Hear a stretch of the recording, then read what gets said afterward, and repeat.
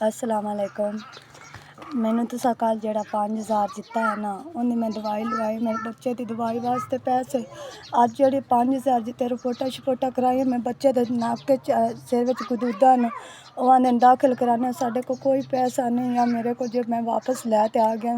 बच्चा मेरा बड़ा बीमार, राती ब्लड बड़ा आया नक्क, उन्हें अज मैं रिपोर्टां शपोर्टां कराई, मेरे को कोई गुंजाइश नहीं, मेरा बंदा उन्हें दिहाड़ी नहीं लगी अज असी जाना।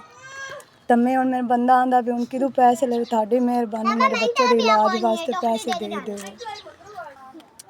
थानू हथ जोड़े खले हाँ, साढ़े बच्चे वास्ते इलाज वास्ते पैसे देवो। साढ़ा कल 5000 दिता ने, उन्होंने अज आ वेख लो, बच्चे ने दवाई लवाई है, आप दवाई लै आई हाँ, दाखिल कर दे, रिपोर्टां करवाए आई हाँ मांगिया। उन्हें आख्या भी दाखिल सरकारी कराओ बच्चे नू, क्योंकि बच्चा नहीं ठीक होंदा पिया।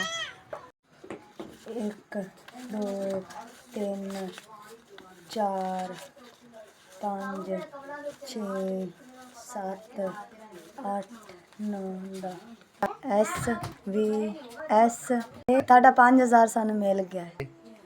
2 दिन पहले तुसा साडी इमदाद की, हुण मुड़ की ने, ताड़ी बड़ी मेहरबानी। तुसा सानू पहले भी 5000 दिता इमदाद दिती, तुसा हुणे 5000 10,000 तुसा इमदाद दिती, ताड़ी बड़ी मेहरबानी, ताड़ी बड़ी शुक्रिया। मेरे बच्चे का इलाज मैं कराना है।